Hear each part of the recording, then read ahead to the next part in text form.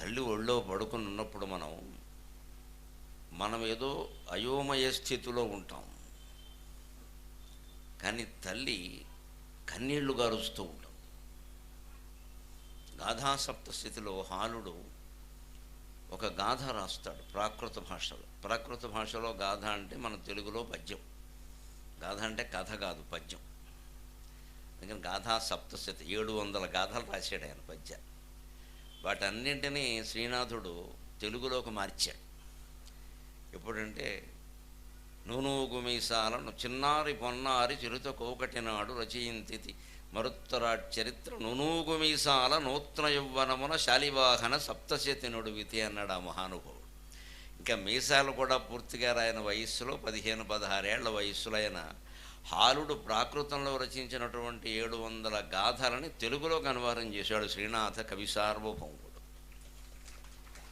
15-16 ఏళ్ల వయస్సులో. ఇంకా అంతకంటే ముందే చిన్నారి పొన్నారి చిరుతకోకటి, తండ్రి ఉపనయనం చేసి 8 ఏళ్ల వయసులో చిన్న పిలక పెట్టాడు నాకు. చిరుతకోకటి అంటే చిన్న పిలక. ఆ చిన్న పిలక పెట్టినప్పుడు నేను మరుత్తరాట్ చరిత్ర రచించాను అన్నాడు 8 ఏళ్ల వయస్సు. అది తెలుగువారి కావ్య వైభవం. ఎక్కడి నుంచి ఏ స్థాయికి వచ్చామో చూడండి. ఈవేళ నీ ఫోన్ నెంబర్ చెప్పబోయా అంటే 9848 అనేవాడు లేడు, 9848 అంతే. ఒకవేళ మనం తెలుగులో చెప్పినా వాడికి తెలియదు. ఆ స్థాయి నుంచి ఈ స్థాయికి వచ్చాము మనం. అంతటి మహాకావ్యాలు రాయకపోయినా పర్వాలేదు, రాసినవి చదవనైనా కలగాలి కదా. అందుకోసమే నేను నా ప్రసంగాల్లో ఎప్పుడు మా అమ్మ ప్రార్థన చేసి ఎక్కువగా ఏముంటుందంటే కవిత్వం గురించి, కావ్యాల గురించి ఉంటుంది. ఇవాళ సాహిత్య పరిచయం లేకపోవడం వల్ల యువతరం చాలా నష్టపోతున్నారు. 60-70 ఏళ్ల వాళ్ళకి ఏమైనా కొన్ని తెలిసినేమో విషయాలు, కానీ పిల్లలకి ఏం తెలియదు. నన్నయ్య గారంటే ఎవరికి అన్నయ్య అంటాడంతే. తిక్కన్న అంటే ఆయనకి ఏమైనా తిక్క ఆ పేరు పెట్టేటి ఏమిటంటాడు. అది తిక్కన్న కాదు, తిరుకన్న. తిరు అంటే స్త్రీ అని అర్థం. ఇప్పటికీ తమిళంలో స్త్రీ వాడరు, వాళ్ళకి వాళ్ళ భాష పట్ల పట్టుదల ఎక్కువ. తిరు అని వాడతారు ప్రతి వాళ్ళకి, స్త్రీ వాడరు. తిరుకన్న ఎవరు? ఏ తల్లి ఏ కొడుక్కి తిక్క అని పెట్టదు కదా, ఎందుకు పెడుతుంది? మనం తప్పు పలుకుతున్నాం, అందులో ఏదో ఉంది. అది తిరుకన్న. తిర్కన్న రా కింద కావొత్తు, పలుకుబడిలో కా కింద కావొత్తు అయింది మన కర్మగొద్దు. తిరుకన్న అంటే స్త్రీ కలిగిన వాడు, సంపదలు కలిగిన వాడు. కావాలని తల్లిదండ్రులు ఆ పేరు పెడతారు, కానీ తిక్కని ఎందుకు పెడతారు? ఆ పేర్లు చాలా అందమైనవి. అలాగా గాథాసప్తశతిలో ఒక చోట ఏమంటాడంటే, గాథ ఎంత అందంగా ఉంటుందంటే ఏది ఏడవాలో నవ్వాలో తెలియదు అది వింటే. ఒక తల్లి భర్తను కోల్పోయింది. బిడ్డ, చంటి బిడ్డ, ఒంటరి, అటువారు ఇటువారు ఎవరూ లేరు పాపం. అయినా బిడ్డను పోషించుకోవాలి కదా. ఒక మార్గంలో పెడుతోంది, ఏదో ఊరెడదాం, ఏదో పాచి పని చేసుకుని బతుకుతాం, బిడ్డను పోషించుకోవాలి కదా. హోరున వాన కురుస్తోంది. ఆ వానలో ఓ చిన్న పాకలో చేరింది ఆవిడ. ఆ చూరు కింద ఉండి బిడ్డను పట్టుకుంది. అమ్మయ్య కాస్త వాన తగ్గాక పెడదాం, పాకలో ఉన్నాం కదా, ఎప్పుడు వానకి నేను బిడ్డ కూడా తడిసిపోతున్నాం. కాస్త వాన తగ్గితే పెడితే బిడ్డ వాన లేకుండా సుఖంగా ఉంటాడు కదా. లోపల కూర్చుంది, బాగానే ఉంది. వానకి బిడ్డ తడవట్లేదు, కానీ వాన నీళ్ల నుంచి కాపాడగలిగిన బిడ్డని ఈ తల్లి తన కన్నీళ్ల వాన నుంచి కాపాడుకోలేకపోతుంది అన్నాడు హాలుడు.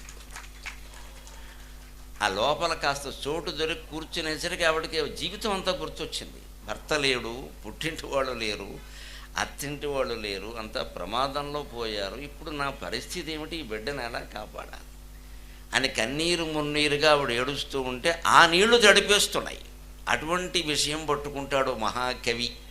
ఆ రోజులు ఎంత గొప్ప, రాజులే మహాకవులు, కవిరాజులు కాదు. శ్రీనాథుడు కవిరాజు, కానీ రాజకవులు ఉన్నారు. హాలుడు లాంటివాడు, భోజుడు లాంటివాడు సంస్కృతంలో, ప్రాకృతంలో హాలుడు లాంటివాడు, మన తెలుగునాట కృష్ణదేవరాయలు లాంటివాడు స్వయంగా కావ్యాలు రాశారు. రాజులే కవులుగా ఉండేవారు. ఇక వాళ్ళ కవిత్వం మీద ఎంత ప్రీతి ఉంటుందో వేరే చెప్పక్కర్ల. వారు కవిత్వాన్ని ప్రోత్సహించేవారు. కవిత్వాన్ని ప్రోత్సహించడం అంటే ఏదో సన్మానాలు చేయడం, కంకణాలు వేయడం, దండ వేయడం కాదండి. కూర్చుని వినడమే కవిత్వాన్ని ప్రోత్సహించడం. అందరం గుర్తుపెట్టుకోవాల్సింది, కూర్చుని వినాలి.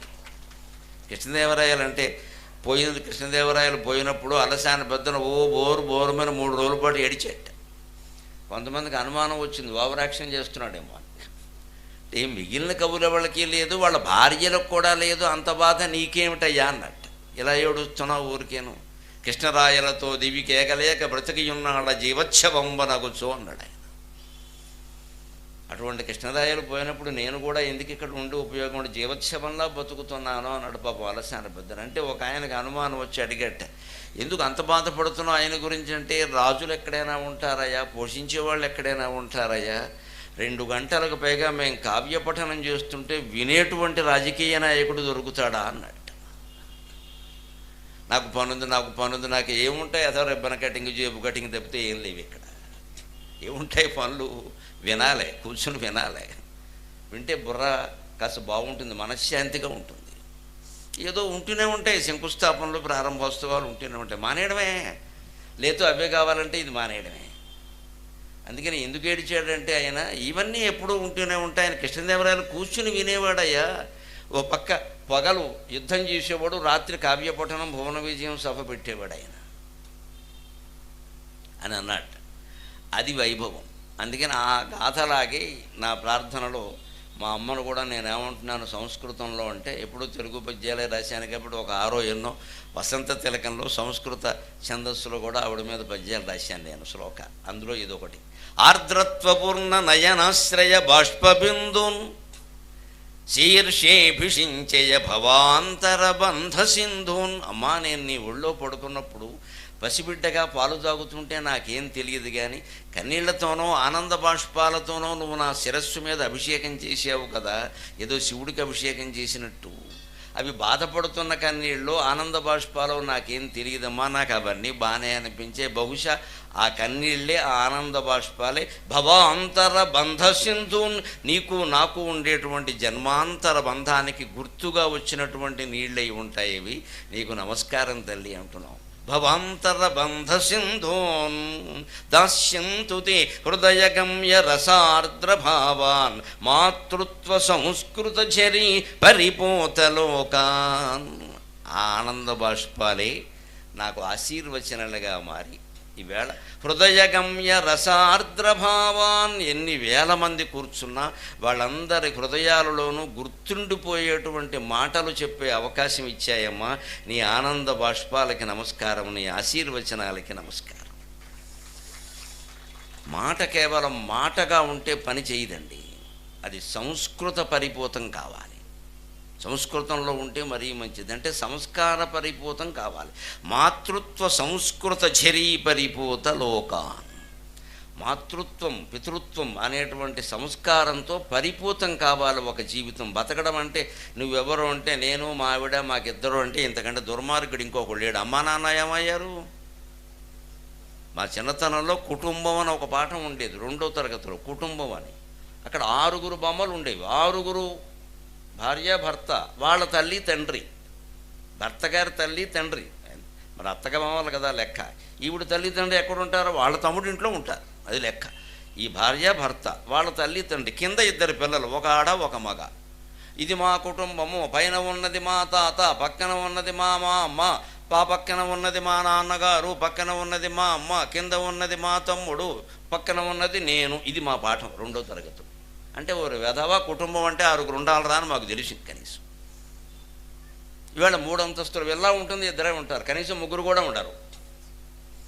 పిల్లలు ఎక్కడున్నారంటే అమెరికాలో, పెద్దాళ్ళు ఎక్కడున్నారంటే ఓల్డ్ ఏజ్ హోమ్లో. మీరిద్దరు ఎందుకున్నారంటే పని లేక, కొట్టుకోవడానికి. పైకి కిందకి దిగలేక మొదటి అంతస్తుకు కూడా లిఫ్ట్ పెట్టారు. నమశివాయ. 4 అడుగులు వేయలేవు, 2 మెట్లు ఎక్కలేవు. నీ బతుక్కు విల్లా దేనికి పని లేక. పాక సరిపోలేదా? పాక అయితే 2వ అంతస్తు ఉండదు, 1టే అంతస్తు. ఏమి ఏడిచిన 4 మెట్లు ఎక్కలేము, 4 అడుగులు వేయలేము, 2 మెట్లు ఎక్కలేము. అన్నిటికీ లిఫ్ట్. మళ్ళీ బరువు తగ్గడానికో బెళ్ళ, బరువు పెరగడానికో బెళ్ళ. ఈ మెట్లు ఎక్కి దిగితే ఈ గొడవలేదుగా. చేయవలసిన పనైనా చెయ్యాలి కదండి. అలా కుటుంబం జీవితం పరిపూతం కావాలంటే ముందు అమ్మా నాన్న పేరు చెప్పాలి. మన పేరు చెబుతామంటే నేను మా ఆవిడ మాకిద్దరండి అంటాను. 2 పిల్లలే కాదు, 2 తల్లిదండ్రులు కూడా ఉన్నారు. ఇటువైపు కాకపోతే అటువైపునే ఉంటారు. ఉంటే నలుగురు ఉంటారు, నష్టమేం లేదు. ఇక్కడ వారు ఇక్కడే ఉంటారు, అభ్యంతరం ఏమిటి? అక్కడ ఇద్దరికీ ఆడపిల్లలే అనుకోండి, ఇద్దరు, వారిని మనమే చూడాలి కదా. అల్లుళ్ళు కాకపోతే ఎవరు చూస్తారు? వాళ్ళే కొడుకులు, చూడాల్సిందే. అంటే ఇలా ఉన్నామంటే మేము అత్తమామలతో కూడా కలిసి ఉంటున్నామంటే మరీ మంచిది. కుటుంబం అంటే కనీసం 10 మంది ఉండాలని చెప్తాడు రామాయణంలో. తల్లి తండ్రి, భార్యాభర్త, తల్లి తండ్రి, అక్కడికి నలుగురు, వాళ్ళకి 5గురు పిల్లలు ఉండాలన్నాడు. అందులో 2 మగాళ్ళు 3 ఆడాళ్ళైనా పర్వాలేదు, 3 మగాళ్ళు 2 ఆడాళ్ళైనా పర్వాలేదు, మొత్తం మీద ఆడపిల్లలు మగపిల్లలు ఉండవలసింది 5గురు.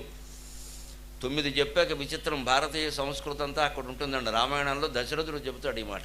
కుటుంబం అంటే 10 మంది ఉండాలి కదా అని 9 మందిని చెప్పాడు. భార్య భర్త తల్లి తండ్రి 5గురు పిల్లలు. ఎంతమంది అయ్యారు? 9.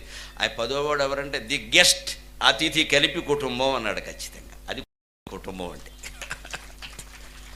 ఆ రోజు ఇంటికి భోజనానికి వచ్చే అతిథి లేకపోతే ఆ కుటుంబం దండగ. మనం దండం కోసం కాదు వండుకునేదంతా. కేవల గోభవతి కేవలాది ఋగ్వేదంలో ఉంటుందన్నమాట. తన కోసం తన పిల్లల కోసం వండుకుని అన్నం తింటున్న కూడా పాపాన్ని వండుకొని తింటున్నట్టే.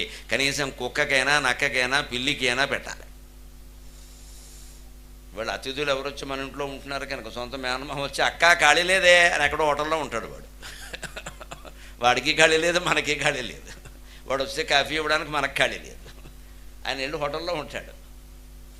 నిజం, ఇవాళ అతిథులు లేరు. కానీ కనీసం ఓ జీవికి, జంతువుకైనా పెట్టాలి, ముష్టాడికైనా అన్నం పెట్టాలి. ఏమీ లేకుండా మనం తినడం ఏమిటండి? ఇదే మాతృత్వ సంస్కృత చరీ పరిపూత లోకాలు. మాతాపితృభావంతో పవిత్రమైనటువంటి లోకాలని నాకు ఇవ్వడానికి, అలాగ లోకాన్ని ఆ రకంగా తయారు చేయడానికి అవసరమైన వాక్కు నాకు ఇచ్చావమ్మా, నీకు నమస్కారం. ఆర్ద్రత్వపూర్ణ నయనాశ్రయ బాష్పబిందూన్ శీర్షేభిషించయ భవాంతరబంధ సింధూన్ దాస్యంతు తే హృదయగమ్య రసార్ద్రభావాన్ మాతృత్వ సంస్కృత ఝరీ పరిపూతలోకాన్. ఇప్పుడు మనం నేరుగా శంకరాచార్య స్వామి రచించిన భవానీ భుజంగ ప్రయాత స్తోత్రం అనేటువంటి స్తోత్రాన్ని చెప్పుకుందాం. యథావిధిగా నేను మొన్న మీకు 22వ తేదీని రాజరాజేశ్వరి అష్టకం నాడు ప్రమాణం చేసినట్టే ఎప్పుడు మాట్లాడినా కొత్త స్తోత్రం మీదే మాట్లాడతానని చెప్పాను. అందుకని ఈవేళ మళ్ళీ కొత్త స్తోత్రం, అది రాజరాజేశ్వరి అష్టకం. చిద్రూపా పరదేవత భగవతి శ్రీరాజరాజేశ్వరి. ఈవేళ భవానీ భుజంగ ప్రయాత స్తోత్రం. భుజంగ ప్రయాతం అనేది ఛందస్సు. భుజంగం అంటే పాము. భుజంగం అంటే పాము, దానికి కాళ్ళు ఉండవు, దాని భుజాలే దానికి పాదాలు. అందుకని భుజాభ్యాం గచ్చతి ఇది భుజంగ. భుజాలతోనే నడుస్తుంది కాబట్టి భుజంగం, భుజగం అంటారు.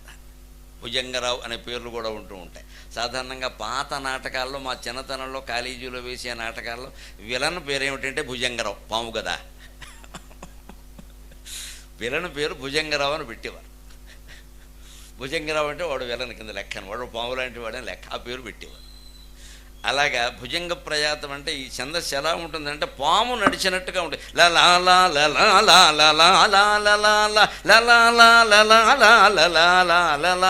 పాము ఇలా ఇలా ఇలా అన్నట్టే 4 ఊపులు ఉంటాయి ఇందులో. సరికి 4 ఎగనాలే.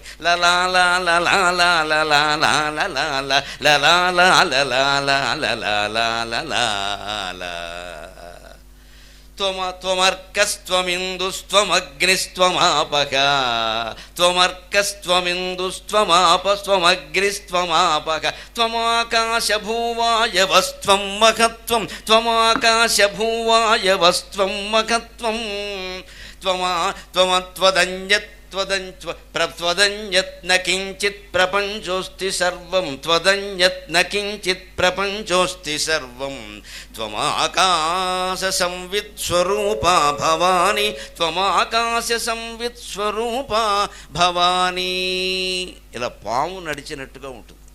శంకరాచార్య స్వామి ఎంత గొప్ప కవిో అంత గొప్ప ఆకర్షకుడు కూడా. జనాన్ని ఆకట్టుకోవాలని ఇదే భుజంగ ప్రయాతంలో ఆయన సుబ్రహ్మణ్య భుజంగ స్తోత్రం, శివ భుజంగ స్తోత్రం, దేవీ భుజంగ స్తోత్రం, భవానీ భుజంగ స్తోత్రం, మహావిష్ణు భుజంగ స్తోత్రం, గణేష భుజంగ స్తోత్రం ఇవన్నీ రాశాడు. నా అదృష్టం, నాకు ఆ స్వామి కల్పించిన యోగ్యత ఏమిటంటే ఆయన రాసిన భుజంగ ప్రయాత స్తవాలు 10 ఉంటే ఇప్పటి వరకు దీంతో కలిపి 9 నేను మాట్లాడాను. ఇంకొకటి మహావిష్ణు భుజంగం ఉంది, అది ఎక్కడో మాట్లాడదాం వెంకటేశ్వర స్వామి ఆలయంలో. ఉన్నాయి, బోల్డు రచనలు ఉన్నాయి, బోల్డు కావ్యాలు ఉన్నాయి. చెప్పుకోవాలి, మాట్లాడుకోవాలి, తెలిసిన వాళ్ళు చెప్పాలి. ఎంతసేపు ఒకటే మాట మాట్లాడడం కాదు ఇక్కడ. అవి శ్లోకాలు మళ్ళీ మళ్ళీ చెబుతూ సౌందర్య లహరి అనగానే శివశక్త్యాయుక్తో ఇంకో శ్లోకం రాదు. ఇంకా ఆ మొదటి శ్లోకమే ఓ 3 గంటలు పేకడం సరిపోయింది ఇక్కడ. దీని నుంచి బయటపడాలండి. విస్తృతమైన సాహిత్యం ఉంది మనకి, అందులో ఎంత అపూర్వమైన భావాలు ఉంటాయో ఇప్పుడు చూద్దాం. స్వామి శంకరాచార్య స్వామి భవానీ భుజంగ స్తోత్రాన్ని ఎంత జటిలమైన వ్యవహారంతో ప్రారంభించారో చూద్దాం. దాన్ని అత్యంత సులభం చేసుకుని అర్థం చేసుకునే ప్రయత్నం చేద్దాం. షడాధార పంకేరుహం తర్విరాజత్, షడాధార పంకేరుహం తర్విరాజత్, సుషుమ్నాంతరాళేతి తేజోలసంతీం సుధాం ద్రావయంతీం, సుధాం మండలం ద్రావయంతీం పిబంతీం, సుధామండలం ద్రావయంతీం పిబంతీం, సుధామూర్తిమీడే చిదానందరూపాం, సుధామూర్తిమీడే చిదానందరూపాం. భగవంతుడు మన ఇంట్లో ఉన్నాడు, అంతేకాదమ్మా మన ఒంట్లో ఉన్నాడు. మనం గమనించలేకపోతున్నాం. దుర్జటి కాళహస్తి మహత్యంలో చెబుతాడు, కాళహస్తి శతకంలో, కేదారాది సమస్త తీర్థములు కోర్కింజూడబోనేటికిన్ కాదా ముంగిలి వారణాసి కడుపే కైలాస శైలంబు, కాదా ముంగిలి వారణాసి కడుపే కైలాస శైలంబు, నీ పదధ్యానము సంభవించునప్పుడే భావింపగా జ్ఞానలక్ష్మీ దారిద్ర్యులు గార్యలోకులకట శ్రీకాళహస్తీశ్వర. మన ఇంట్లో అష్టలక్ష్ములు ఉన్నాయండి, జ్ఞానలక్ష్మి ఒక్కటే లేదు. మీరు అష్టలక్ష్మి ఆలయానికి వెళ్ళండి, 8 మంది లక్ష్మీదేవుల పేర్లు ఉంటాయి. సంతానలక్ష్మి, సౌభాగ్యలక్ష్మి, విజయలక్ష్మి, వీరలక్ష్మి, వెంకటలక్ష్మి, శుభలక్ష్మి కూడా ఉంటాయి. అన్నీ ఉంటాయి, కానీ జ్ఞానలక్ష్మి ఉండదు. ఎందుకు ఉండదో తెలుసా?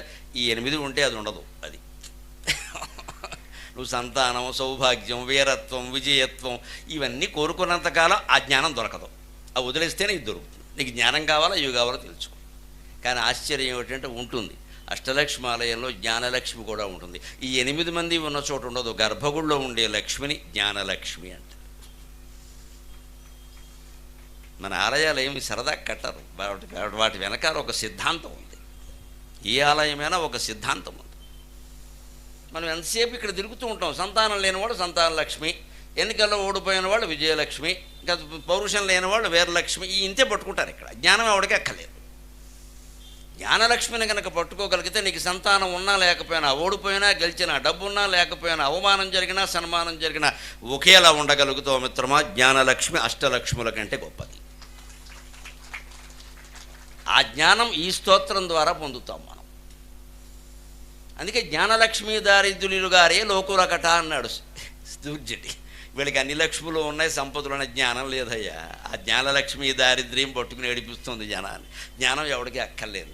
పుణ్యం వస్తుందంటే 2000 మంది వస్తారు, జ్ఞానం వస్తుందంటే అదేమిటి అని అడుగుతారు. అదో విచిత్రం. దాని మీద ఏమైనా ఆఫర్లు ఉన్నాయా అంటారు. జ్ఞానం మీద మళ్ళీ ఆఫర్లు ఉండాలి. ఇక్కడ ఆఫర్లకు అతీతంగా బలకడమే జ్ఞానం. అది అక్కర్లేదు. దాని మీద ఏమైనా ఆఫర్లు ఉన్నాయి, అదేమైనా పదార్థమా అని అడుగుతారు. అదో మినపరొట్టి. అంచేత జ్ఞానలక్ష్మి ఒక్కటే లేదు. జ్ఞానలక్ష్మి దారిద్రులుగా లేకపోతే ఎందుకంటే కేదార్నాథ్, బద్రీనాథ్ తిరుగుతారు ఊరికే. మొత్తం ఉత్తరాఖండ్ అయిపోయిందమ్మా, వెళ్ళి చూసుకోండి. మొత్తం వరదలు, సునామీ, చచ్చిపోతున్నారు అక్కడ. ఎందుకంటే మనం అందరం వేలు లక్షల మంది వెళ్ళిపోయేసరికి హోటళ్ళు కట్టేశారు, కొండల బాగలు కొట్టేశారు, కొండ చర్యలన్నీ పడిపోయాయి. వరదలు వస్తున్నాయి అక్కడ. ఇప్పటికే విదేశాల్లో ఉద్యమాలు మొదలయ్యాయి. Don't come to our country, మీకు నమస్కారం, మా దేశానికి రాకండి, మమ్మల్ని బతకనేయండి. ప్యారిస్లో అయితే 150,000 మంది ఉద్యమం చేశారు ఒక్క నగరంలో. మా ఫ్రాన్స్ దేశానికి రావద్దు, ప్యారిస్కి అసలే రావద్దు. ఎందుకంటే ప్యారిస్ జనాభా మొత్తం 6 లక్షలు, యాత్రికులేమో 60 లక్షలు. చచ్చిపోతున్నారు వాళ్ళు అక్కడ. మనకి బాగా పట్టుకుని తెలుగు వాళ్ళకే మొత్తం యాత్రలు పిచ్చిగో. ఇవాళ ఎంతండి, నవమి కదా, రేపు చూసుకోండి అరుణాచలంలో ఎలా ఉంటారో పౌర్ణమి నాడు. మొత్తం ఇక్కడి నుంచే ఉంటాయి 100 బస్సులు. చచ్చిపోతున్నారు వాళ్ళు, అక్కడ రావద్దని చెబుతున్నారు వాళ్ళు. మన ఇంట్లో ఉన్నాడు దేవుడు, మన ఒంట్లో ఉన్నాడు. ఎక్కడున్నాడో చెబుతున్నాడు శంకరాచార్య మొదటి శ్లోకంలో. షడాధార పంకేరుహం తర్విరాజత్ సుషుమ్నాంతరాళేతి తేజోలసంతీం సుధామండలం ద్రావయంతిం పిబంతిం సుధామండలం ద్రావయంతిం పిబంతిం సుధామూర్తిమీడే చిదానందరూపాం. చిదానందం అనేది నీ తలకాయలో ఉందిరా బాబు, తలకాయ పెట్టి ఆలోచించు. ఎక్కడుంది? షడాధార పంకేరుహాం తర్విరాజత్. షట్ ఆధార పంకేరుహములు. పంకేరుహము అంటే పద్మం, బురదలోంచి పుట్టింది. అటువంటివి మన శరీరంలో 6 పద్మాలు ఉన్నాయండి. షట్ ఆధార పంకేరుహాలు, అవి 6 షట్. అవే మూలాధార చక్రం, స్వాధిష్టాన చక్రం, నాభి దగ్గర మణిపూర చక్రం, హృదయం దగ్గర అనాహత చక్రం, కంఠం దగ్గర విశుద్ధి చక్రం, ఇక్కడ భ్రూమధ్యంలో ఆజ్ఞా చక్రం, ఇక్కడ సహస్రార చక్రం. ఆజ్ఞాచక్రం వరకు 6. పైదాన్ని చక్రాల్లో గలపరు, అది ఫలితం, అది గమ్యం, అది డెస్టినేషన్. ఇంకా అక్కడికి వెళ్ళాక ఈ చక్రం ఉండదు, వక్రం ఉండదు. అందుకే 6 చక్రాల లెక్క. కటిభాగంలో మూలాధార చక్రం, దానికి గణపతి అధిపతి. తర్వాత స్వాధిష్టాన చక్రం, దానికి అగ్నిదేవుడు అధిపతి మర్మస్థానాల్లో. తర్వాత నాభి దగ్గర మణిపూర చక్రం, దానికి బ్రహ్మదేవుడు స్వయంగా అధిపతి. తర్వాత అనాగత చక్రం, దానికి విష్ణువు అధిపతి. తర్వాత విశుద్ధ చక్రం, దానికి రుద్రుడు స్వయంగా అధిపతి. 6వది ఆజ్ఞాచక్రం, అంతిమ స్థానం, దానికి మనం చూస్తున్న విజయ కనకదుర్గాదేవి అధినాయకురాలు.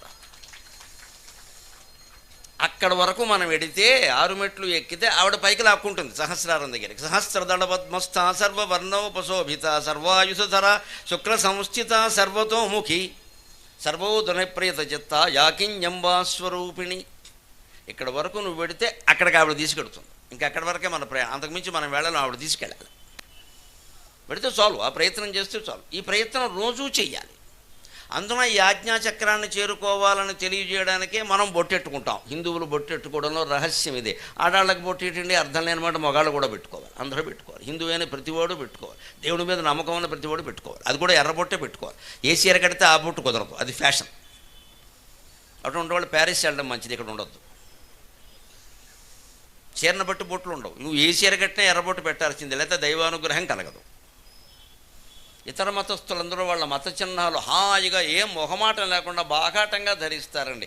మనకెందుకో ఈ దరిద్ర బాధ అర్థం కాదు. మన మత చిహ్నాలు మనం ధరించాం, మన బొట్టు మనం పెట్టుకోం, మన విభూతి మనం పెట్టుకోం. మనకి కుండలాలు కూడా బరువే. దానికి ఒక ఫ్యాషన్ లోలకులు వస్తాయి. అన్ని ఫ్యాషన్ ఫ్యాషన్ ఫ్యాషన్. దీని నుంచి బయటపడాలి మనం. నువ్వు అవి ధరించడంలో ఏమవుతుందంటే, ఈ ఆజ్ఞాచక్రంలో కనుక బొట్టు పెట్టుకుంటే రోజు అద్దం చూసుకునేది బొట్టు సరిగ్గా ఉందా లేదా, అది చిన్న విషయం. అది ఇది చేరుకుందుకు నేను చేసిన సాధన ఏమిటి, ఎక్కడున్నాము, జీవుడు ఎక్కడున్నాము, ఒంట్లోనే ఉన్నాయి కదా అన్ని. షడాధార పంకేరుహ అంతరహ అన్నాడు కదా. ఆధార పద్మాలైనటువంటి 6 చక్రాల లోపలే ఉందయ్యా అమ్మవారు. లసంతీం విరాజత్ సుషుమ్న అంతరాళే. ఈ 6 చక్రాల స్థానం మధ్యలో సుషుమ్న నాడి ఉంటుంది. సుషుమ్న బాగా సూక్ష్మంగా ఉంటుంది, విపరీతమైన కాంతిమంతంగా ఉంటుంది. ఈ మధ్య ఆ నాడి యొక్క వర్ణాన్ని, దాన్ని తేజస్సుని అదృష్టవశాత్తు అపూర్వమైన పరిశోధనల తర్వాత నాసా వారు కనుక్కోగలిగారు. నాసా వారు కూడా కనుక్కున్నారు. దేహం మీద అనేక రకాల పరిశోధనలు చేస్తూ వాళ్ళు అన్నది ఏమిటంటే, ఈ దేహం సంగతి మాకు ఎంతవరకు అర్థం కాలేదు, కానీ మాకంటే కొన్ని లక్షల ఏళ్ల క్రితమే హిందూ పురాణాలకు అర్థమైందని చెప్పారు వాళ్ళు. ఖచ్చితంగా మొహమాటం లేకుండా అంగీకరిస్తున్నాం ఆ విషయం. ఎందుకంటే శరీరంలో ఒక మూల, ఒక కేంద్రం నుంచి దివ్యమైన కాంతి వెలువడుతుంది. ఎక్కడా ఉండదు ఆ కాంతి. 1000 ట్యూబ్లైట్లు కాదు, ఫ్లడ్ లైట్లు కాదు, 1000 మంది సూర్యులు వెలిగినా ఆ కాంతి ఉండదు. అది మానవ శరీరంలోనే ఉంది. పైగా దాని నుంచే మొత్తం శరీరానికి విద్యుత్ అందుతోంది అన్నారు. దాని నుంచే మొత్తం శరీరానికి అందుతోంది. ఎప్పుడు చెప్పారండి? వేదాల్లో చెప్పారు. సయేష ఇక ప్రవిష్ట ఆనకాగ్రేభ్యక ప్రాణన్నేవ ప్రాణో నామ భవతి వదన్వాక్ పశ్యన్ చక్షు శృణ్వన్ శ్రోత్రం మన్వానో మనయితి తాన్యేతస్య కర్మనామాన్యేవా. వేదంలో ఉన్నమాట. అది ఎక్కడుందంటే సయేష ఇహ ప్రవిష్టగా విశ్వమంతా వ్యాపించినటువంటి జ్యోతి ఉందే, పరం జ్యోతి పరం ధామ పరమాణు పరాత్పర పాశహస్త పాశహంత్రి పరమంత్ర విభేదిని. ఆ పై 4 మాటలు ఉన్నాయి. పరం జ్యోతి పరం ధామ పరమాణు పరాత్పర, ఆ 4గే జ్యోతి. అది పరం జ్యోతి, అది పరం ధామ, గొప్ప గేహం, గొప్ప ఇల్లు, గొప్ప నిలయం, దాన్ని మించింది లేదు ఇంకా. పరమాణువు అది చాలా సూక్ష్మంగా ఉంటుంది. అదే పరాత్పర, నువ్వేది పరం అనుకుంటున్నావో దానికంటే పరమది. అదే అమ్మవారు, అదే భవానీదేవిగా మాట్లాడుకుంటున్నాం. అదే ఆవిడే అక్కడ విజయ కనకదుర్గాదేవిగా ఉంది. పేరు మారింది తప్పితే విషయం ఒకటే. అది మన శరీరంలో ప్రవేశించి ఉంది. అది ప్రాణన్నేవ ప్రాణో నామ భవతి. ఊపిరి తీస్తున్నప్పుడు ప్రాణవాయువు నువ్వు దేన్ని అంటున్నావో అది అదే, తీయడానికి కారణం అది. అది లేకపోతే ఇదేముండదు. వదన్వాక్, మాట్లాడుతుంటే వాక్ వస్తుందంటే కారణం ఆసక్తి. పశ్యన్ చక్షు, చూడ్డానికి ఉపయోగించే జ్యోతి, కంటి చూపు ఆసక్తి. శృణ్వన్ శ్రోత్రం, వినడానికి ఉపయోగించే వినికిడి శక్తి కూడా అదే. అన్నింటికీ ఒకటే బ్యాటరీ. ఒకే బ్యాటరీ ఒక యంత్రంలో వేస్తే అనేక రకాల పనిచేయట్లా. ఈ శరీరంలో వేసిన బ్యాటరీ ఏమిటంటే అమ్మవారు, అదే శక్తి. తాన్యేతస్య కర్మనామాన్యేవ, లోపల ఉండే చిద్రూపా పరదేవత ఉంది, చిదానందరూపాం సుధామూర్తిం ఈడే. ఆ చిదానంద స్వరూపమైన అమృతమూర్తినే ఈడే. సంస్కృతంలో ఈడే అంటే నేను స్తోత్రం చేస్తున్నాను అని అర్థం. శివం శంభుమీశానమీడే అని ఇంకోటి ఉంది శంకరాచార్య స్తోత్రం. ఈశానం ఈడే, ఈడే అంటే స్తోత్రం చేస్తున్నాను. అందుకని అది మన మన మన శరీరంలోనే ఉంది. అది ఉండడం వల్లే మనం చేయగలుగుతున్నాం. లేకపోతే చేయలేమనడానికి మృతదేహం ఉదాహరణ. అందులో ఆ శక్తి, ఆ జీవశక్తి లేదు కాబట్టి ఏం చేయట్లా. అంతవరకు అన్నీ చేస్తోంది, వింటోంది, మాట్లాడుతోంది, అన్నం తింటూ అన్నీ చేస్తోంది. ఒక్కసారిగా అన్నీ ఆగిపోయాయి. ఎప్పటి వరకు బాగానే ఉన్నాడమ్మా, ఇప్పుడు పోయాడు. ఇప్పటి వరకు బాగుండకపోతే ఇంతకుముందే పోయేవాడు, అదో వ్యాఖ్యానం. నిన్నటి వరకు బాగానే ఉన్నాడు, లేకపోతే నిన్న పోయేవాడుగా. ఎవడైనా పోయే వరకు బాగానే ఉంటాడు. మరీ బాగుండకపోవచ్చు కానీ ఎంతో కొంత బాగుంటాడు. మరి ఒక్కసారిగా ఎందుకు పోయిందండి? ఇన్ని 100 ఏళ్ల బట్టి ఇంత శాస్త్రజ్ఞులు ఇంత పరిశోధన చేస్తున్నా ప్రాణం ఇందులోకి ఎలా వచ్చింది అనేది ఎవడూ చెప్పలేదు, ప్రాణం పోయింది అనేది ఎవడూ చెప్పలేదమ్మా. ఆ మాట చెప్పింది ఒక్క వేదం ఒక్కటే, ఒక్క వేదం ఒక్కటే. నువ్వు భగవంతుడిని నమ్మే వరకు ఆ విషయం అర్థం కాదు. నువ్వు ప్రయోగశాల నిండా గొట్టాలు గొడుగులు ఎన్ని పెట్టినా నీకు అర్థం కాదు. అది ఆధ్యాత్మికమైనటువంటి రక్తాన్ని పాశ్చాత్య విజ్ఞానానికి జోడించే వరకు వాళ్ళ అజ్ఞానం పోదు. వాళ్ళ అజ్ఞానం సంగతి పక్కనట్టండి, మన అజ్ఞానం పోవాలి కదా. మనకింత విజ్ఞానం ఉండి మనం అజ్ఞానంలో ఉంటే అలాగా వాళ్ళ కర్మ వాళ్ళు ఉంటే ఉంటారు. అంచేత భౌతిక పరిశోధనలు ఎన్ని జరిగినా ఈ లోకం బదులు ఇంకో లోకం దొరకవచ్చు, ఇంకేదన్నా అవ్వచ్చు, కానీ అంతకంటే ఏం కాదు ఇక్కడ. ఇంకాస్త ఎక్కువ సుఖం, ఇంకాస్త ఎక్కువ భోగం, ఇంకాస్త ఎక్కువ డబ్బు, ఎందుకు ఇంకాస్త ఎక్కువ అందం, ఏం చేసుకుంటావు, ఎప్పటికైనా పోయేదే. అన్నీ ఇంకాస్త ఎక్కువ, ఇంకాస్త ఎక్కువ, ఇంకాస్త ఎక్కువ. ఆ ఇంకాస్త ఎక్కువ అనేసరికి మనం లక్షలు పెట్టి వస్తువులు కొనేస్తున్నాం షాపింగ్లు చేసేసి. నువ్వు ఎంత వెతికినా ఇది ఇంతేనయ్యా, ఈ లోకంలో నీకు ఆనందం దొరకదు మిత్రమా, నువ్వు పిచ్చిమోలోకం అయిపోతావు. నీ లోపలికి వెళ్ళి నీకు ఆనందం దొరుకుతుంది. ఈ షట్చక్రాల మధ్యలో సరిగ్గా ఇక్కడి నుంచి మనం సాధన చేయడం అంటే కుండలినీ శక్తి ఉంది లోపల, దాని మీద దృష్టి పెట్టాలి. అంటే మన ఊపిరి ముందు కుండలినీ శక్తి అంటే ఊపిరి, ప్రాణవాయువు. అది ఇలా పైకి కిందికి పైకి కిందికి పైకి కిందికి వస్తుంది కదా. పైకి ఉంటే విశ్వాసం అన్నారు, వదిలిపెడితే నిశ్వాసం అన్నారు, మధ్యలో ఆపితే కుంభకం అన్నారు. పూరకం, కుంభకం, రేచకం. ఆ కుండలినీ శక్తి అంటే ఆ వాయు రూపం మీదే నువ్వు దృష్టి పెట్టు. దానికే కావాలంటే నామాన్ని జోడించు, లేదు నామాన్ని జోడించకుండా కూడా దాన్నే శ్వాస మీద ధ్యాస పెట్టి చూడగలిగితే అది అద్భుతమైన విషయం, చేయొచ్చు. అదే చేయమని చెప్తున్నారు ఇక్కడ. షడాధార పంకేరుహాంతర్విరాజత్, ఈ షట్చక్ర పద్మాల మధ్యలో విరాజిల్లుతోందమ్మా ఒకటి. అదేమిటి? సుషుమ్నా నాడి. సుషుమ్న అంతరాళే అతి తేజోలసంతీం, ఆ సుషుమ్నా నాడి యొక్క మధ్యలో అత్యంతమైన తేజస్సుతో ప్రకాశిస్తున్నావమ్మా, నీకు నమస్కారం భవానీదేవి అన్నారు. ఈ సుషుమ్నా నాడిని పట్టుకోవాలంటే ఒక లెక్క ఎక్కడుంది, ఈ షట్చక్రాలు ఎక్కడున్నాయో తెలుసా? ఊరికే కటిస్థానం, మర్మాంగం, నాభి అంటే ఇక్కడ వేలెట్టుకి ఎలుక్కుంటూ కూర్చోకుండా బొడ్డు అంతాను ఏమీ లేదు, దొరద పుడుతుంది. అక్కడ ఏమీ లేదు, అవి వెన్నుపూసలో ఉన్నాయి. మన వెనకాల ఉండే వెన్నుపూసలో సరిగ్గా ఈ కటి భాగంలో ఇక్కడ వెన్నుపూస తయారవుతుంది. ఇక్కడి నుంచి ఇంతవరకు ఉంటుంది వెన్నుపూస, తల దగ్గర ఉండదు, ఇంతవరకు ఉంటుంది. ఆ వెన్నుపూసే దేవాలయంలో ధ్వజస్తంభం. అది గొప్ప పరిజ్ఞానం, అది మనలో మనమాట. దేవాలయంలో ధ్వజస్తంభం వెన్నుపూస. గుండెల్లో ఉండే శివుడే గర్భగుడిలో శివుడు. అందుకే మీరు గమనించండి, ధ్వజస్తంభం గర్భగుడిలో ఉండే శివుడి కంటే పైకి ఉంటుంది. ఎందుకని? గుండెల్లో శివుడు ఇక్కడ ఉన్నాడు, వెన్నుపూస ఆయన కంటే పైన ఉంది.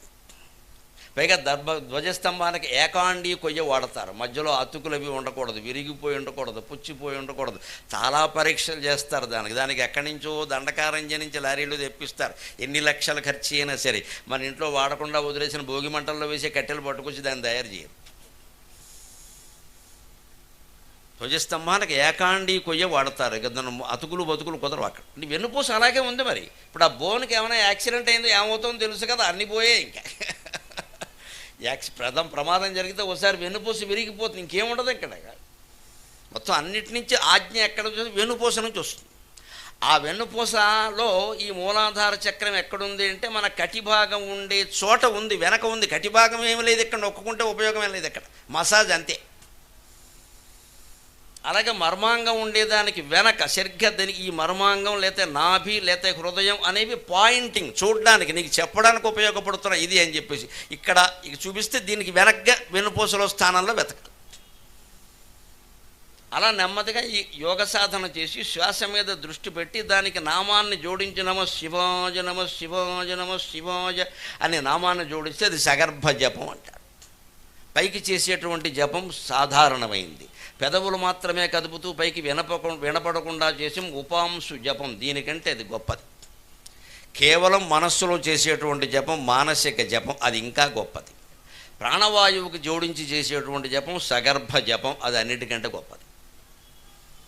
అది తుర్యగా అతీత స్థితి.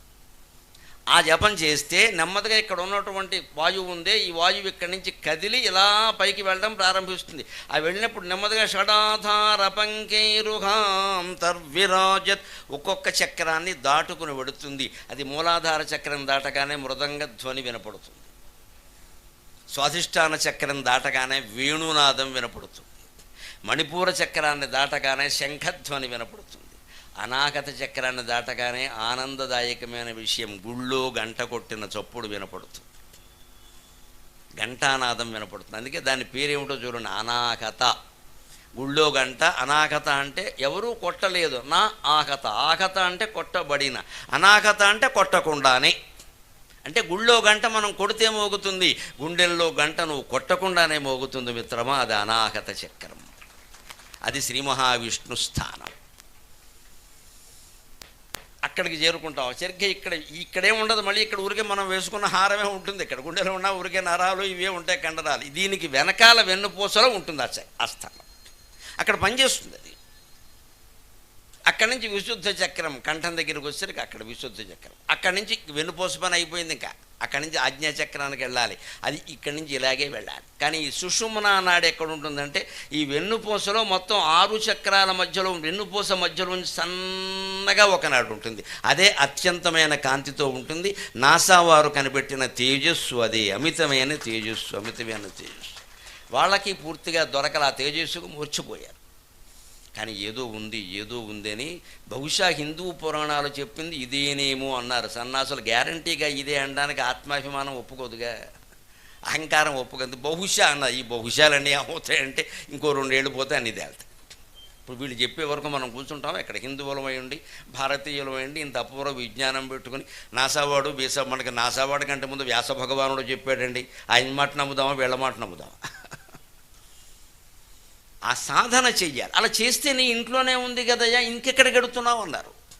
సుషుమ్నం తరాళే అతి తేజోలసంతి, అత్యంతమైన తేజస్సుతో ప్రకాశిస్తుందయ్యా, దాన్నే అమ్మవారు అన్నారు.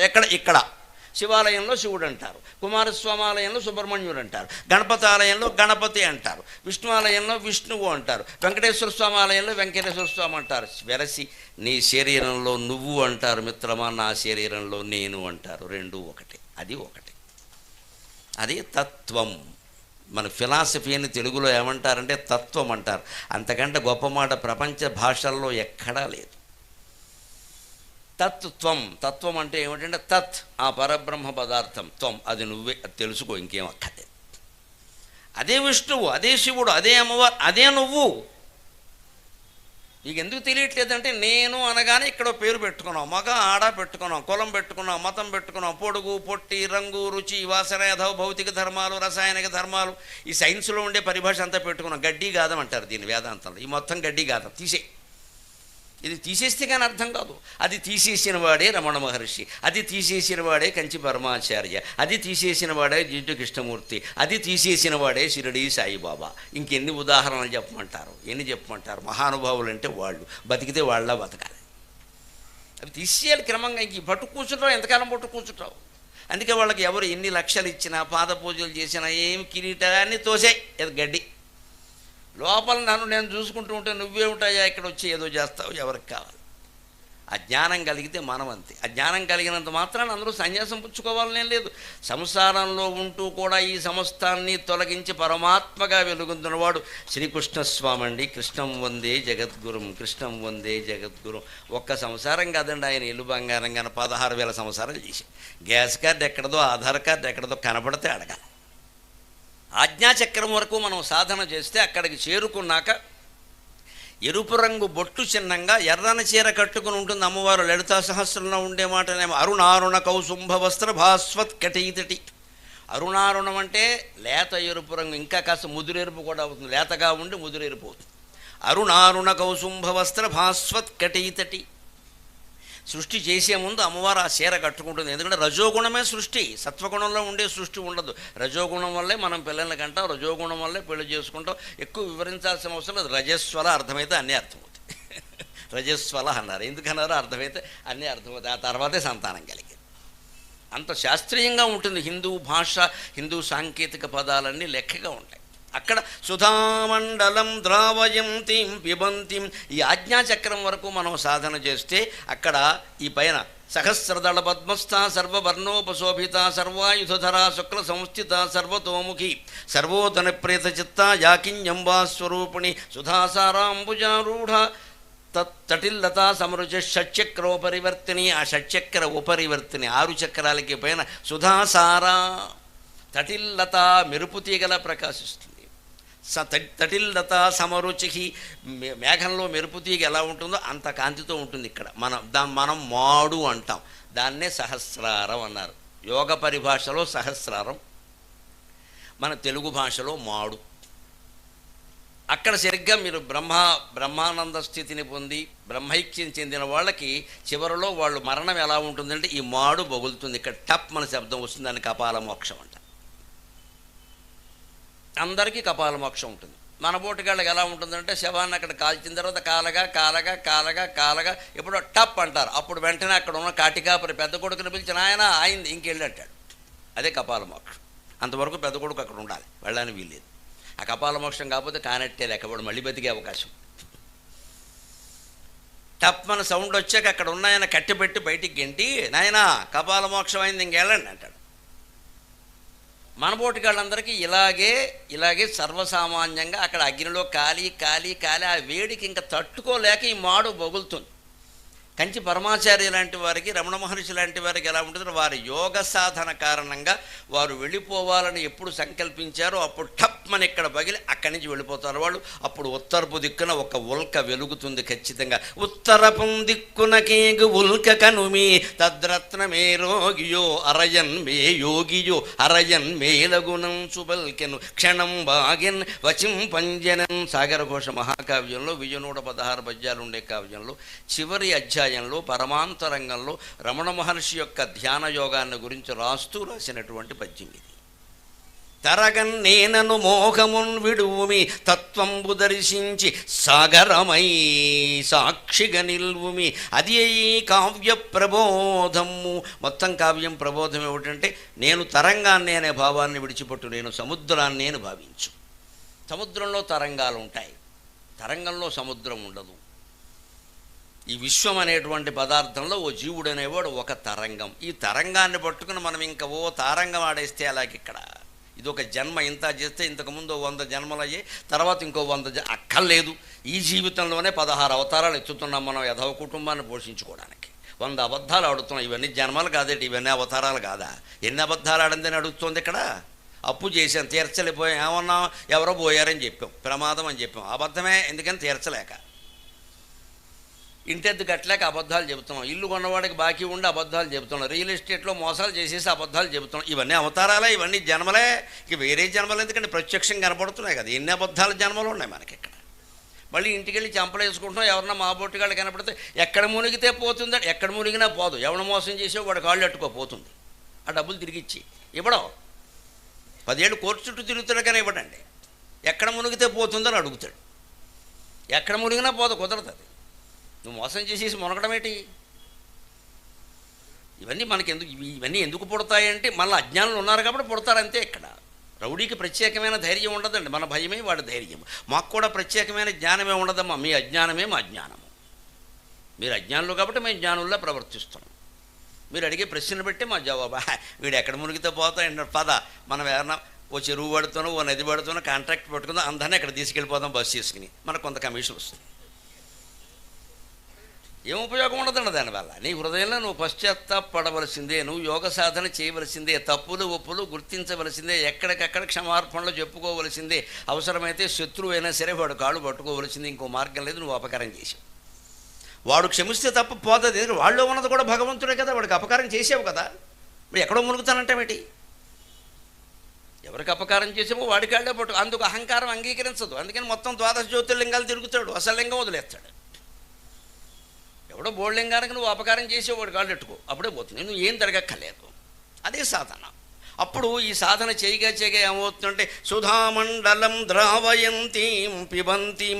ఇక్కడి నుంచి ఈ అమృత మండలం చంద్రమండలం అంటే, అందుకే శివుడికి ఇక్కడ చంద్రరేఖ ఉంటుంది, అమ్మవారికి ఇక్కడ చంద్రరేఖ ఉంటుంది. చంద్రమండల మధ్యగా చారు రూప చారుహాస చారు చంద్రకళాధర అంటే అర్థం అది. చారు చంద్రకళాధర. అమ్మవారికి చంద్రరేఖ ఉంటుంది, శివుడికి చంద్రరేఖ ఉంటుంది, సరస్వతీదేవికి చంద్రరేఖ ఉంటుంది, వినాయకుడికి చంద్రరేఖ ఉంటుంది కొన్ని రూపాలలో. అంతేకాదు పాండురంగస్వామికి కూడా చంద్రరేఖ ఉంటుంది.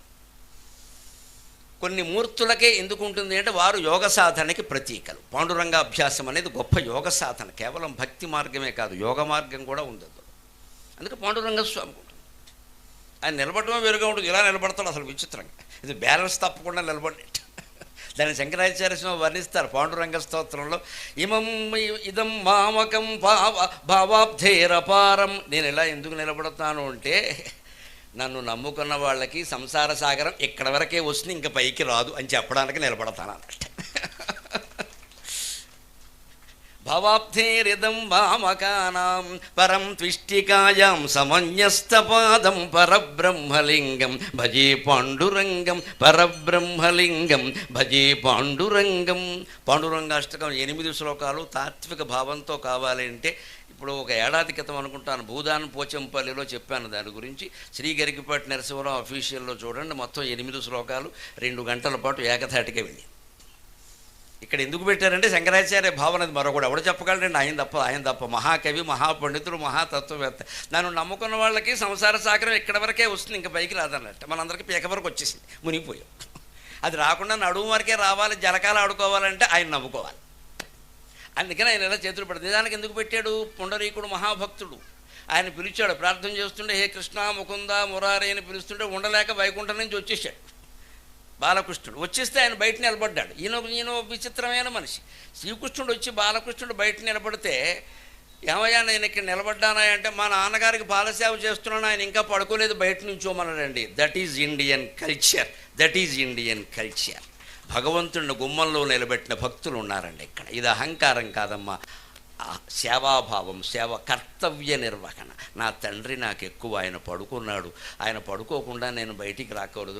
నిన్ను ఆనందంగా పాడుకున్నాను కానీ నిన్ను రమ్మని నేను అనలేదు అన్నాడు. పైగా నిన్ను రమ్మని నేను అనలేదు, అనవసరంగా లక్ష్మీదేవి బాధపడుతుంది, నువ్వెందుకు వచ్చావయ్యా, నేను పాడుకుంటా, ఈ పాట వినడం కోసం వచ్చాను అన్నాడు ఆయన. దేవుడు ఎంత మంచివాడండి. ఈ పాట వినడం కోసం అయితే నుంచో అన్నాడు. అప్పుడు అక్కడ దేని మీద నిలబడమంటా అంటాడు పాపం కృష్ణుడు. పాండురంగ కథ చాలా దేని మీద నిలబడమంటా అంటే, విరిగిపోయిన ఇటక మొక్క ఉంది, వాళ్ళు ఏళ్ళు నిర్మాణం చేసినప్పుడు మిగిలిన ఇటకలు అవి, సగం ఇటక. ఆ సగం ఇటక మీద నిలబడితే బ్యాలెన్స్ తప్పకుండా ఉండడానికి ఇలా పట్టుకున్నాడు. అది విషయం. అది పరం త్విష్టికాయాం సమన్యస్తపాదం. సంస్కృతంలో ఇష్టిక అంటే ఇటక. ఆ ఇష్టిక అనే శబ్దమే మరాఠీ భాషలో విఠ్ఠిక అయింది, అదే విఠల్ అయింది. విఠల్ పాండురంగ, విఠల్ పాండురంగ, విఠల్ పాండురంగ. ఆ విఠల్ శబ్దం రావడానికి ఇటక కారణం. అంటే భగవంతుడు ఎంత చనువైపోయాడండి మనకు. నువ్వు ఏం చేసినా పడతానయ్యా, నిలబడమంటే నిలబడతానయ్యా, సగం ఇటకంటే సగం, నిన్నేం అన్నాయా, నీ కర్తవ్యాలన్నీ అయ్యాక నా దగ్గరికి రా, లేకపోతే వెళ్ళిపోమంటే వెళ్ళిపోతాను, కానీ మీ నాన్నగారికి పాదసేవ చేస్తున్నావే, ఇంతకంటే దైవభక్తి వేరే ఏమీ లేదు అని చెప్పాడు. అది కావలసింది మనం గుర్తించాలి. తల్లిదండ్రులకు సేవ చేయడం, భార్య పట్ల, భర్త పట్ల, పిల్లల పట్ల మన కర్తవ్యాన్ని నిర్వర్తించడం మించినటువంటి దేవభక్తి, దేశభక్తి ఎక్కడ ఉండవండి. అసలు మన డ్యూటీ మనం చేసామా లేదా? అప్పుడు ఇక్కడి నుంచి అలా సాధన చేస్తే ఇక్కడి నుంచి అమృతం స్రవిస్తుంది. ఆ స్రవింపజేసేది కూడా ఆవిడే, దాన్ని సేవించేది కూడా ఆవిడే. సుధామండలం ద్రావయంతీం పిబంతీం. అక్కడ ఈ సుధామండలం, చంద్రమండలం నుంచి అమృతాన్ని స్రవింపజేసేది నువ్వేనమ్మా, ద్రవింపజేసేది. పిబంతీం, దాన్ని తాగేది కూడా నువ్వే. అంటే దేవుడు ఆవిడే, జీవుడు ఆవిడే, తేడా వెళ్ళింది.